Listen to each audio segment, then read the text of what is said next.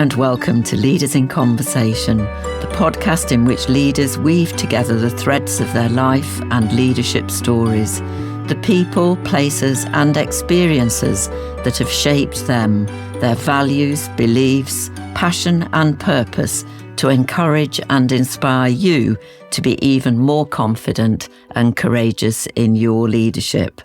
I'm Anni Townend, Executive Team Coach, thinking partner to leaders and their teams, and co-founder of Collaboration Equation with Lucy Kidd. If you're not already subscribed to the podcast, please do review and share it. Thank you. My guest today is Omar Abouseif, a former professional basketball player and now Global Associate Sector Manager at Shell. And the title of our conversation is How to Build Winning Relationships on and Off the Court. I had the joy of meeting Omar on the Marketing Leaders Programme in 2025, and I'm excited for our conversation and to learn more about his journey from the basketball court to the boardroom and how what he learnt on the court has shaped his life and leadership in business. In our conversation, Omar offers valuable insights into leading with purpose in business and in life, knowing and being yourself, engaging with and in others to deliver great performance, and finally, the importance of paying attention to the soft skills. Omar, welcome. It's a joy to see you again. Thank you so much, Anni. Thanks a lot for having me. It's really great to connect again after meeting last year. Thank you so much. When you sent me over the possible title for our conversation, I think I had forgotten that you were a professional basketball player in and amongst all the conversations that we had during the Marketing Leaders Programme. So I'm very excited to hear more about how your experience as a professional basketball player has influenced your leadership and how you build winning relationships, but would like to start with who are the people and the places and the key experiences that have shaped you, your passion and your purpose, your values and beliefs. And perhaps I should say for listeners that I know you will talk about this as well, but that you're in Cairo, Egypt today, which is your home. I've been very much looking forward to this since last time we met, almost the end of last year. Thank you for having me over here. And I think a little bit about myself and who am I. Basketball has been a huge part of my life. I played professionally for 16 years. And then I went into the corporate life where I've been working now for another maybe 14 years as well. And I've been working in different multinationals. And I was blessed, to be honest, to work in different roles, being local or global roles, where I got a lot of experience, meeting a lot of different people, different cultures. I think I've been very much blessed to play sports and work in different environments. And to be honest, if I think who am I at my core is, I've been always someone who was very passionate about people and helping people to feel better first, and then perform better, connect together deeply, both in business and in life, be it in basketball and sports or in work, or even generally. If you meet someone, you're going to an elevator, just say hi, smile. This might make the person in front of you feel better. I really love that, Omar. I want to come in there and pick up on that message around in every interaction, leaving people feeling better. Because that's my experience of having met you. Every conversation that we had, I felt better after it. There is something about you and how you are and how you show up for people that has me, certainly, and I think this is shared with others, leave the conversation feeling better, no matter where we were when we started the conversation. So tell me about your upbringing. Were you a really sporty child? Were your family sports people? And how did the people around you, shape these values and beliefs that you now live and lead by? I think a huge part of who am I today comes back to my family. They've spent a lot of effort and time and with me in order to make me the person who I am.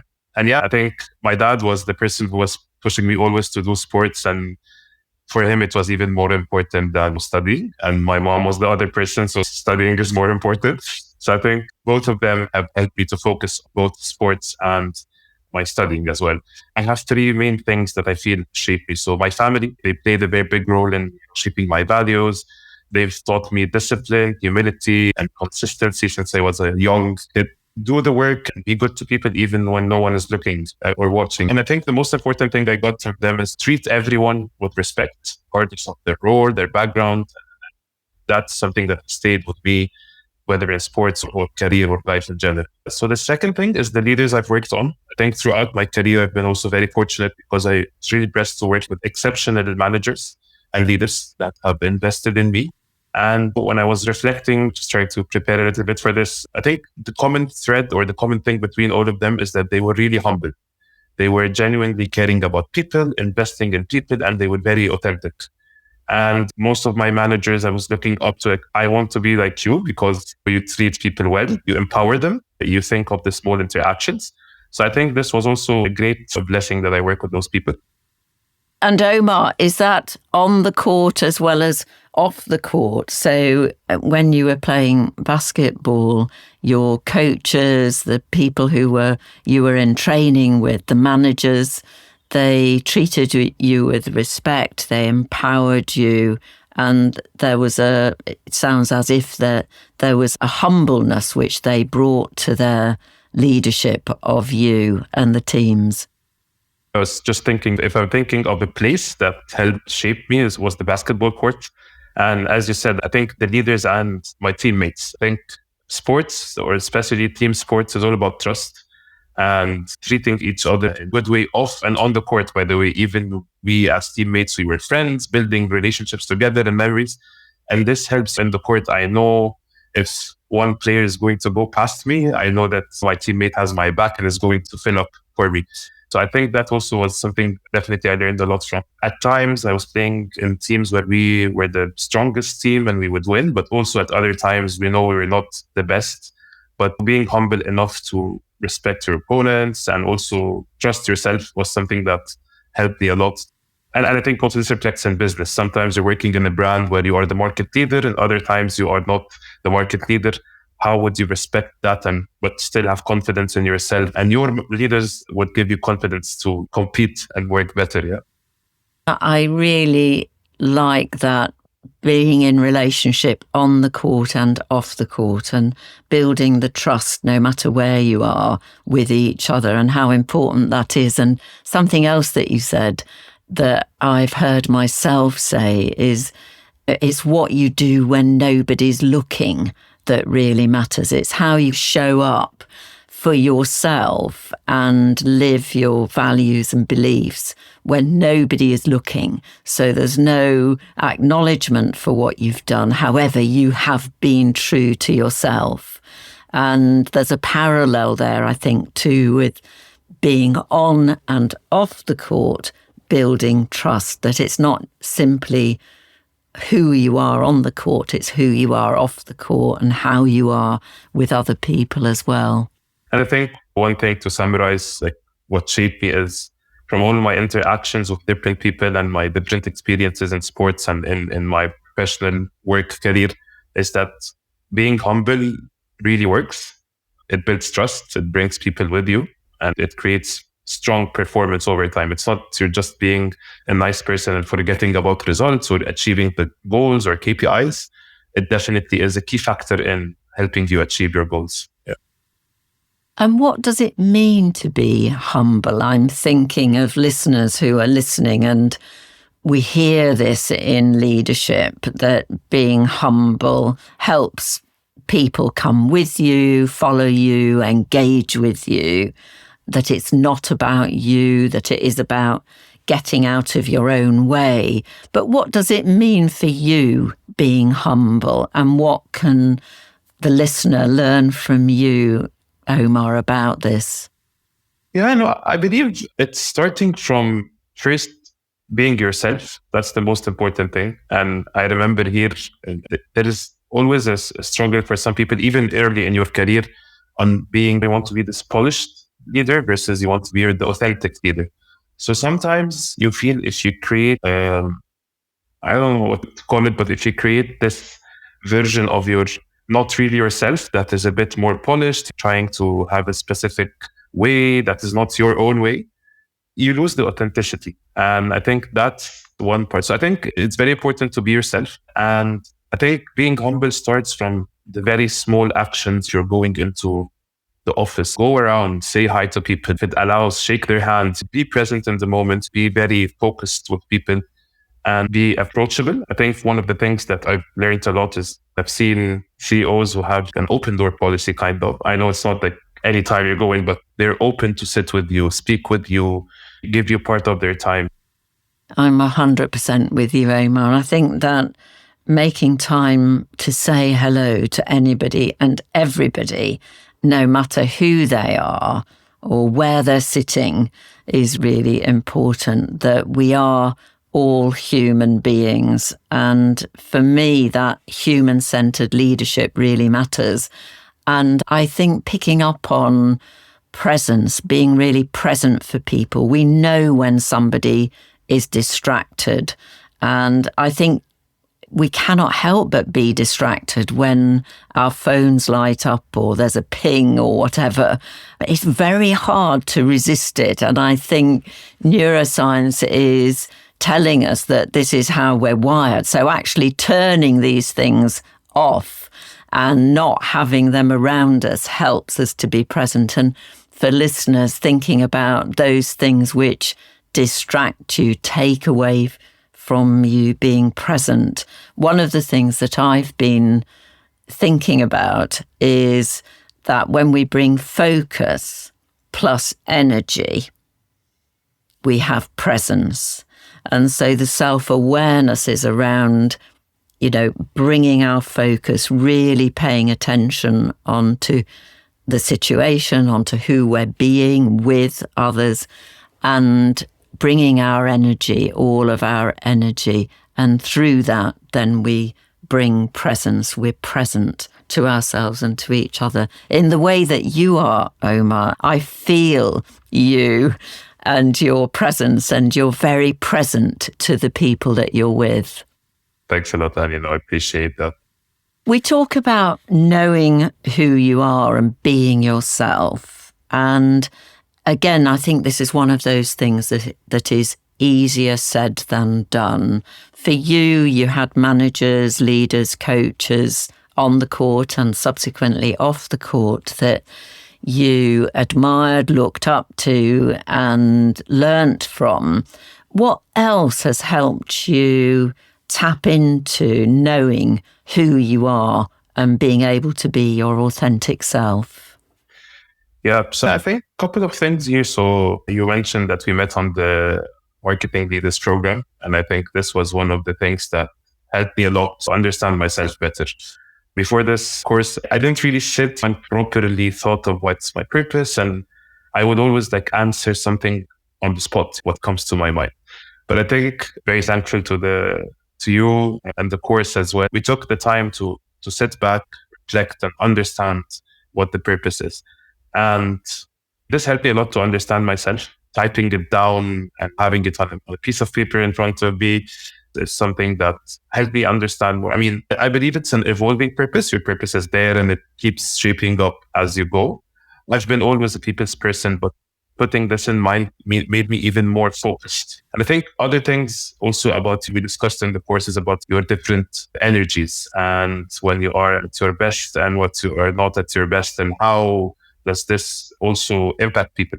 So I think this helped me a lot in order to understand myself. And also what really helped me a lot to stay grounded, and what I took out of this course is the self-reflection, getting feedback from people and staying very close to your values and being honest on really what you know and what you're doing and what you still need to do better. That's something very important. And I feel people are much more safe when they know themselves and they're being themselves. They engage more and actually they perform better as well. So I would say the Marketing Leaders program has helped me a lot to understand myself better on the days where I'm feeling good, on the days where I'm feeling a bit not good, and so on. So it was really a great experience. And on the program, we use the Future Engage Deliver approach to developing leadership, personal leadership and organizational leadership. And it's good to hear you speaking about the importance of finding your purpose, the future that you're leading for. And then, of course, engage is all about relationships. Engage, engage, engage.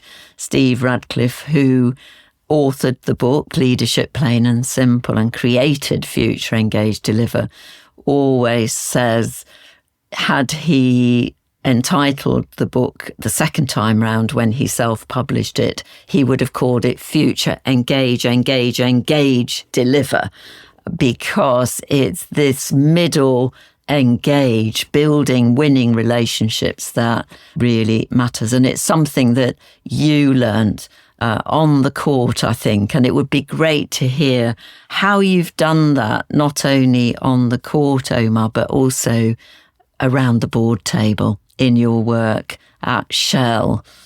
Thanks for bringing this up. And Future Engage Deliver, I think, is brilliant. And also, I mean, when you start after also going through it and understanding it more, you feel it already applied to a lot of the things you've done before.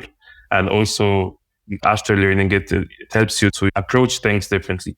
So for me, I think winning relationships are the heart of everything. It's the most important thing. If you don't have this, it's really hard to progress, whether in sports or in business. Very quickly on sports, if you think future is this team wants to win the championship, and then engage is putting in all the effort, training and connecting to each other, building the relationships, the trust and everything.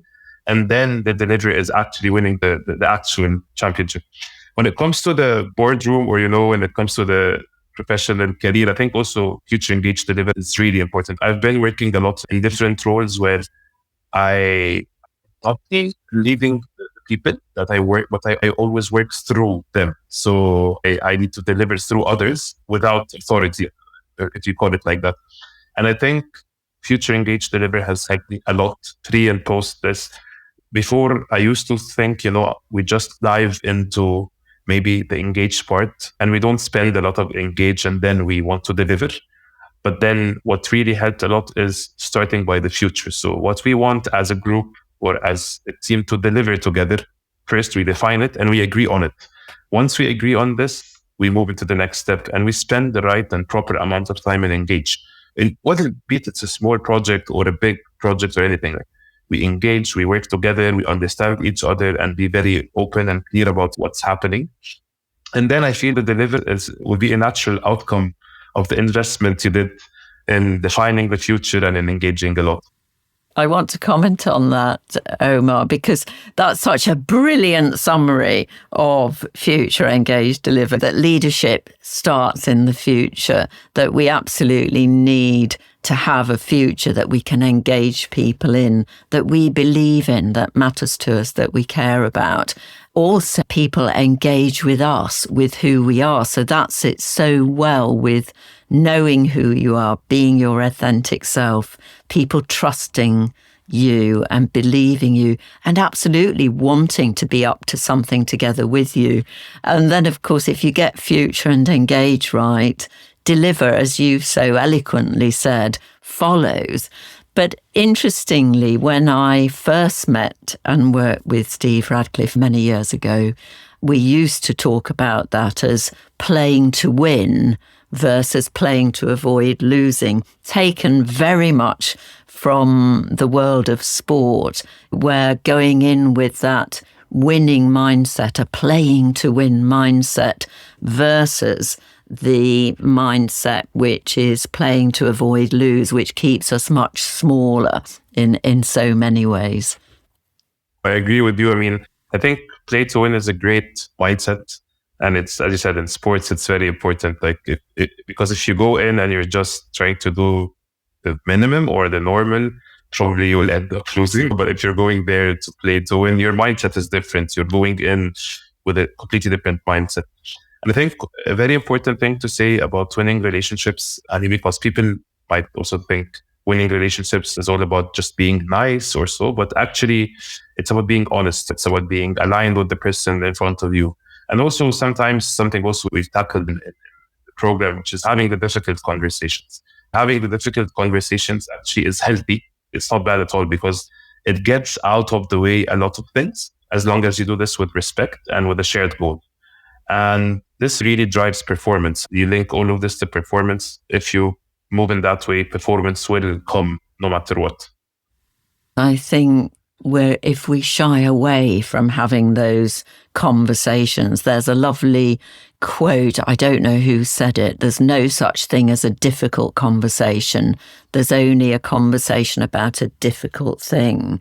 And so often when we have that conversation about that difficult thing, a performance-related challenge or whatever it is, it's not as difficult as we imagined it might be if we have a big enough relationship in order to be able to have that conversation. And I think approaching those conversations with how can I help you be your best? So that's back to where we started our conversation today. How can I help you to feel better and be your best is about committing to the other person's success. So when we give feedback, when we help them to have that conversation with us, they will leave it feeling better, more motivated, more confident to go and try something out, to do better, feel better and do better.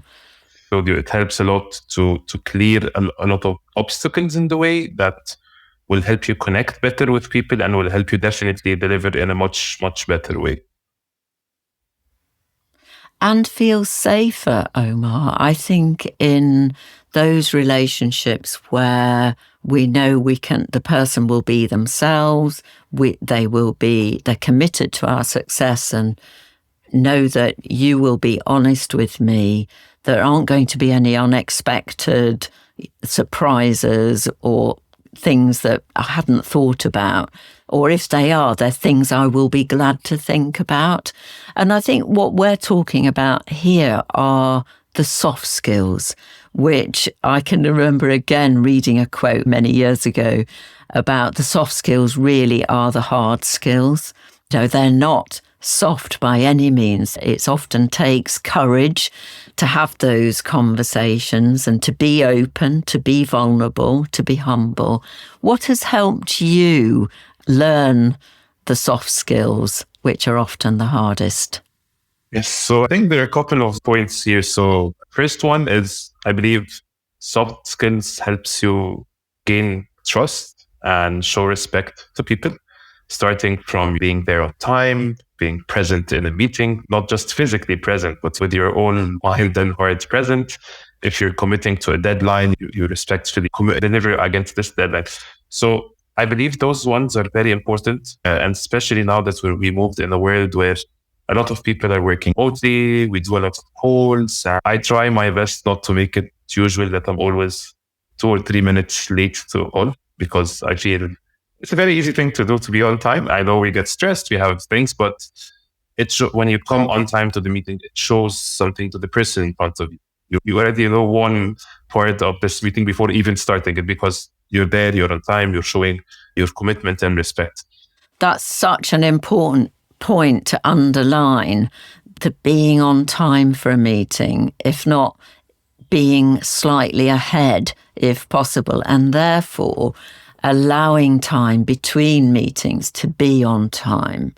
Because I think we're talking here about a soft skill of paying attention to the impact that you have on other people and the impact felt experience. And a little bit like having people feel better, I will often ask people, how do you want people to feel at the start of a meeting, during, and importantly, as they leave a meeting, as they leave the Teams call or leave the room or whatever the conversation is.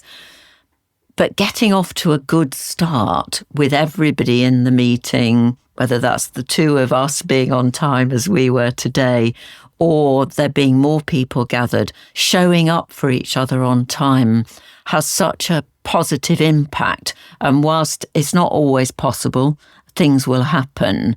It's the intentionality about being on time and planning for it that can have such a big impact for people, I think. And as you said, it shows a lot of respect. It shows that you care about the person. And this actually puts the person in front of you in a good state before you even start. But also another thing, when I think of soft skills, also again, in those times, AI and technology, this is a reality. And it's something very important. And people have to learn it and have to understand it. But also at the same time, it's very important, I think now most of us can tell when this piece of content or this email is written with AI or not.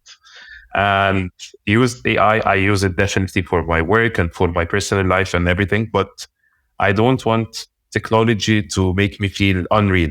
I feel when I type an email myself or when I type a piece of content, the words I personally use and the words are my own writing helps me communicate and connect better with people.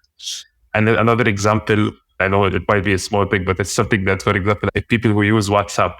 So previously, of course, if you think previously, if I wanted something from you, I'd give you a call, and then it became a text. And then now there are those react buttons to the text. So I think now even I cannot reply to the person, but press a react button. For me also, I feel this is making the interaction less. So I try as much as possible not to use this react button. At least I want to reply to your message, say a couple of words, because again, this helps a lot with building the relationship.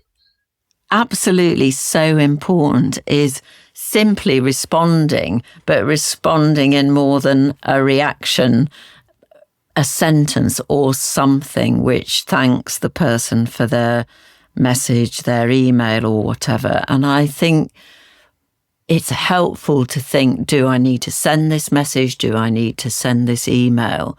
And also to make it clear that I would really like a response and I would really appreciate a response by a certain time to help people to respond, because there's so much email traffic, isn't there, that so much of it doesn't ever get a response because it doesn't need a response. But in and amongst those emails, there are those that really would benefit from a response. The person would benefit from a response. And I think very important from those soft skills that need a lot of effort is self-awareness, listening to people, replying, having empathy and clarity. And I think I wouldn't say those are easy things, but if you haven't intentionally or thinking of them and trying to put effort in them and practice them, they will help you a lot in delivering your business results. Yeah, and I think that's something that I learned.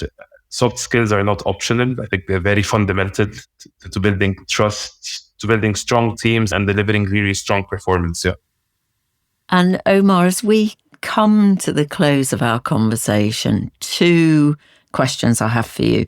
One, is there anything else that you would like to talk about that we haven't spoken about that listeners would love to learn from you, from your experience on the court and off the court? And perhaps particularly at this time, you work for Shell, for a company that we're recording this in the spring of 2026.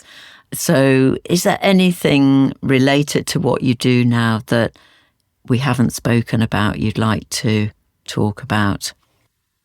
I think one important thing is I'm currently working in a global role, and I'm working with all the different countries around the world, Asia, Europe, the Americas.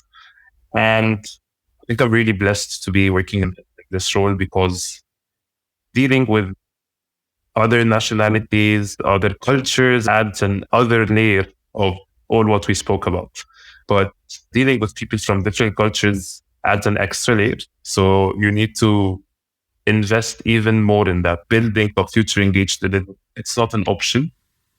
working globally as you do, investing in relationships and in those soft skills really matters, because whilst we are all human, we're all different, and our upbringings and where we are in the world and where we are in our lives impacts on how we are and who we are, and getting to know each other.